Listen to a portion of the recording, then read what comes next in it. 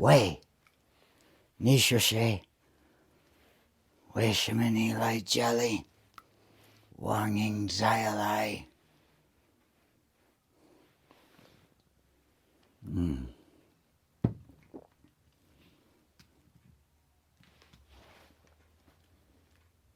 seeing something where they are talking about the harsh times that poor guy is going through right now.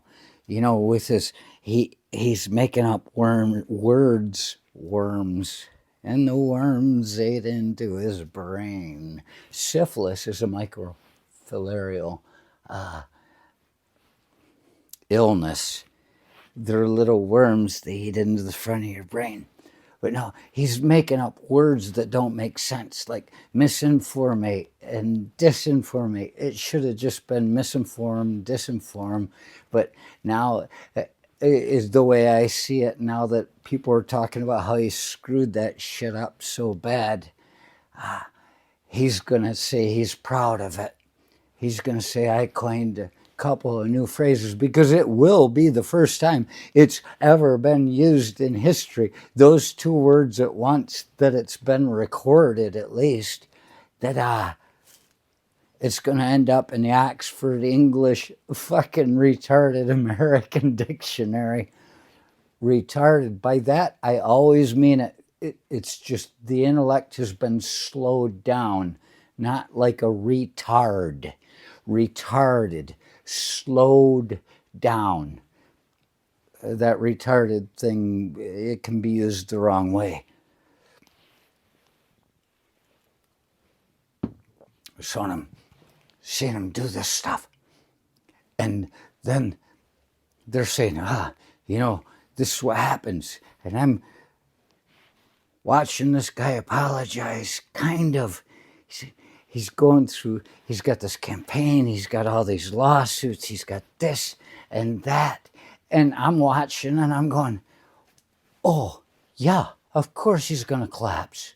I predicted this a good while ago. I can't even say when.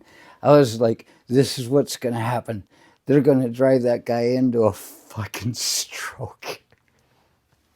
How could you deal with all this shit all the time and still enjoy your game of golf? You know, every swing is gonna fucking shank because you can't concentrate on the fucking green. You're thinking about, oh fuck. Every swing comes out, oh fuck. And then they throw in the idea of a narcissist. And the thing is this guy's talking about this stuff. I'm remembering a guy I once worked with somewhere out in the world. He came in the first time we met. It's like I was standing in a room and there was a place, it was the break room. And there's a can for empties because the company would take all our fucking 10 cents because they knew we were too lazy to return it ourselves. I'd finish my drink and I said, I fucking pitched it and went bang, bang into the fucking can across the room just as this guy's walking through. And he says, and he'd already been acting like he had a sensei, and he was, in the first days he was there, everybody's like, and I'm like, you fucking, and he showed a picture. I said, he's fat. And he got really offended by that. So as I threw that fucking thing, he comes in and he says, oh, and he tries to act tough, and he says, what if that had hit me? Like he was threatening me, and I looked at him, I said, it didn't. That was the end of the conversation. This is how we get to know each other. And he comes up, and somehow he ends up in my department. And the one time I almost threw myself off a forklift, I grabbed it, and he saw it happen, and I was coming off the forklift at him, and at the last second I said, this guy will get his due. I was about to go airborne on his ass, and I fucking settled down. I said, okay. Nobody has any idea how controlled I am when you consider how much I want to just fucking strangle people every once in a while. It takes a lot of courage and strength and zen to keep from doing this shit every chance you get because it's all around you. You just realize at some point, pick them wisely. You start doing everyone in the room that are going to gang up on you.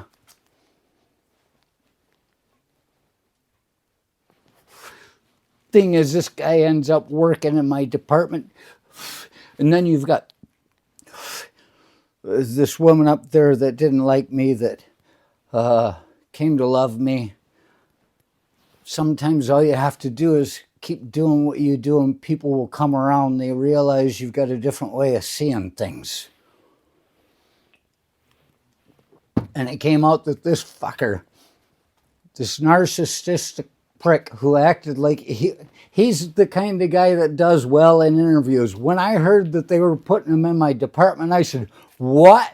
And my supervisor, she's like, oh yeah. And I'm like, fuck. And then she saw him doing something one day. She said, he really hustles, doesn't he? And I looked at her and I said, he doesn't know what the fuck he's doing. He's just making a mess out of everything. And so this woman that was a bigwig, it came around, had said he'd come up to her and said, I'm the best worker you've got. And she looked him in the eye and said, I beg to differ.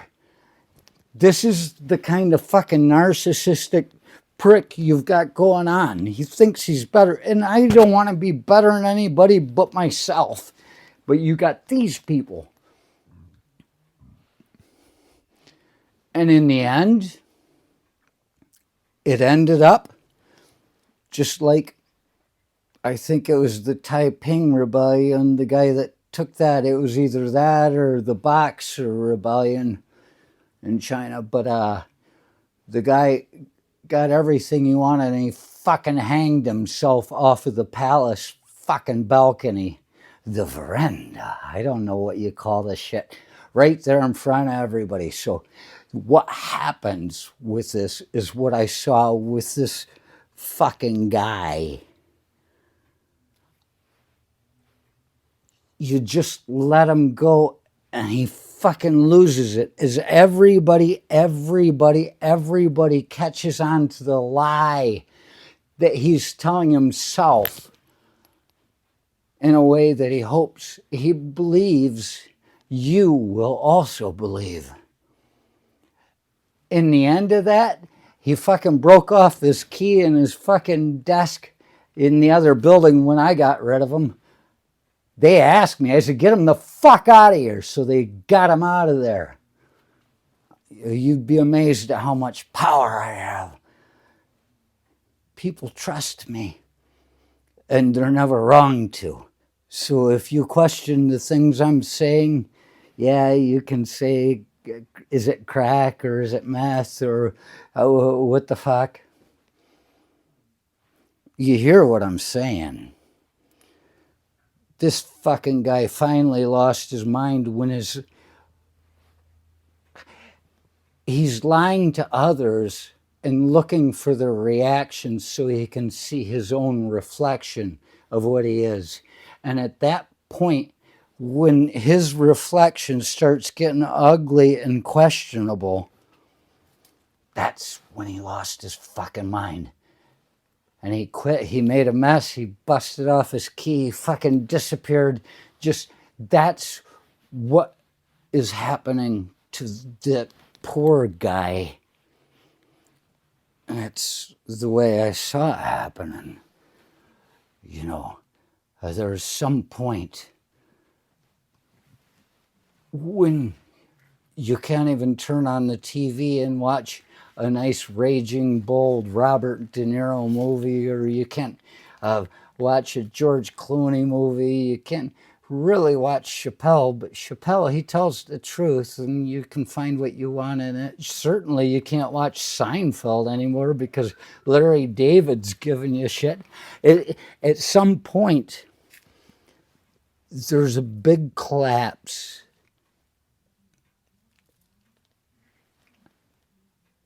In the illusory perceptivity of a narcissist.